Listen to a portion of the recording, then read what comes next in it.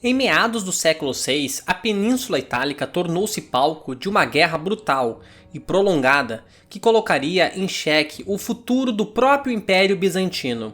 O cerco de Ravenna não foi apenas mais uma batalha da Guerra Gótica, mas sim um marco decisivo que parecia anunciar a vitória definitiva de Justiniano I e de seu general Belisário sobre os ostrogodos. Ravenna, capital do Reino Gótico, era o último bastião de resistência contra a restauração imperial. Sua queda representava, em teoria, o fim do domínio bárbaro na Itália. No entanto, como veremos, a história estava longe de terminar.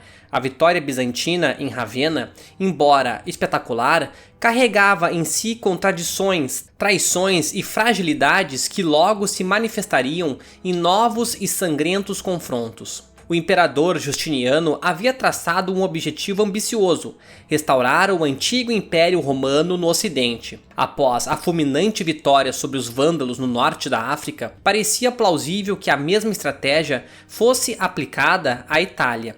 A península, governada pelos ostrogodos desde a deposição de Odroaco em 493, era rica e estratégica. Controlar a Itália significava dominar o Mediterrâneo Central e reafirmar a herança romana em Constantinopla. Para essa missão, Justiniano confiou no mais brilhante de seus generais, Belisário, já consagrado nas campanhas contra persas e vândalos. A guerra começou em 535 e logo os bizantinos conquistaram a Sicília, seguiram para o sul da Itália e tomaram Nápoles após um longo cerco. Em 536, Belisário entrou em Roma, expulsando a guarnição ostrogoda. A resposta de Vitíges, o rei dos ostrogodos, foi lançar o cerco de Roma, um episódio prolongado e brutal que terminou em fracasso gótico. Com as forças ostrogodas exaustas, a Itália começou a ruir. Florença, Milão e outras cidades caíram sob o domínio bizantino. A cada derrota, os ostrogodos eram empurrados mais ao norte, até que apenas Ravenna restava como um reduto seguro. Escolhida por Teodórico o Grande no final do século V, Ravenna possuía características defensivas singulares. Cercada por pântanos, canais e próxima ao mar Adriático, a cidade era considerada quase impenetrável.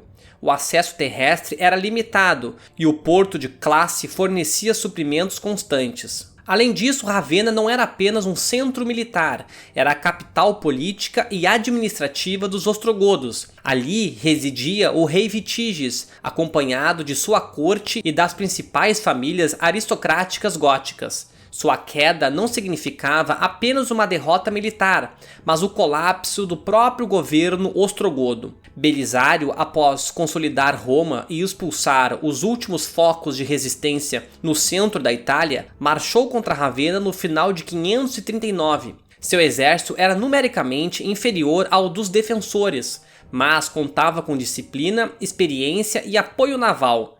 A estratégia foi clara: isolar a cidade por terra e mar, cortando suprimentos e desgastando a moral inimiga. A frota bizantina bloqueou o porto de Classe, impedindo a chegada de grãos e reforços. Em terra, as tropas ocuparam os acessos pelos pântanos e estradas. Com o passar dos meses, a fome e a escassez de mantimentos começaram a corroer a resistência dentro dos muros.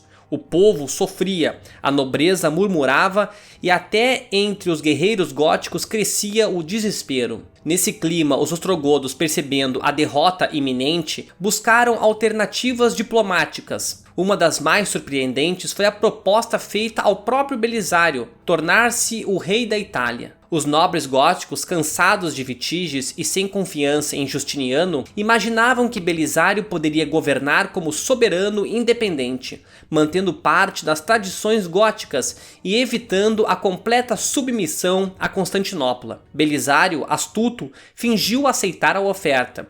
Ele sabia que não tinha autorização de Justiniano para tal, mas usou a proposta para dividir a opinião dentro da cidade, ganhar tempo e minar ainda mais a autoridade de Vitíges. Foi uma jogada psicológica que enfraqueceu qualquer esperança de resistência coordenada. Em maio de 540, após meses de bloqueio e fome crescente, Ravenna não resistiu mais.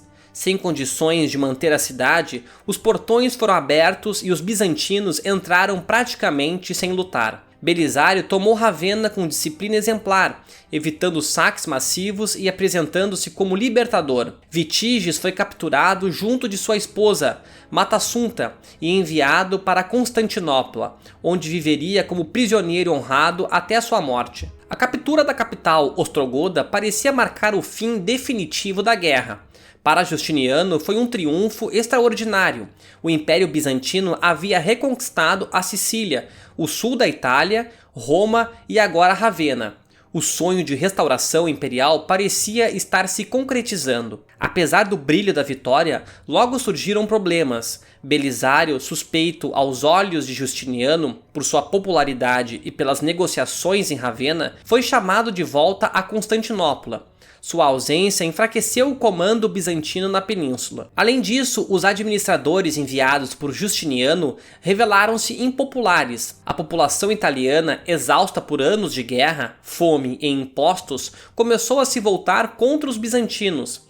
E, sobretudo, os ostrogodos não haviam desaparecido. Muitos guerreiros recusaram-se a se render, retiraram-se para o norte da península e reorganizaram suas forças sob novos líderes. A vitória em Ravenna foi o prelúdio para uma nova fase da guerra. Em poucos anos, um jovem carismático chamado Totila surgiria como rei dos ostrogodos, liderando uma impressionante recuperação militar. As primeiras demonstrações dessa resistência ocorreriam logo após a queda de Ravenna, em confrontos como a Batalha de Treviso, o Cerco de Verona, a Batalha de Faventia e a Batalha de Mucelium. Nessas campanhas, os ostrogodos mostrariam que ainda estavam longe de aceitar a derrota e que a Itália seria palco de novas e sangrentas disputas. O cerco de Ravenna representou o auge da conquista bizantina na Itália. A queda da capital ostrogoda parecia selar a vitória de Justiniano e coroar o gênio estratégico de Belisário.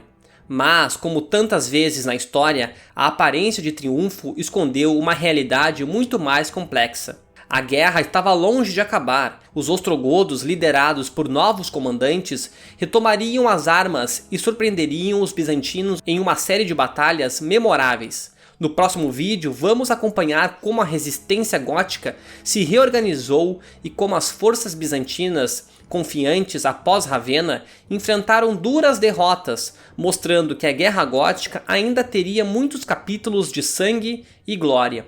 Se você gostou do vídeo, deixe um like e se inscreva no canal. Grande abraço a todos!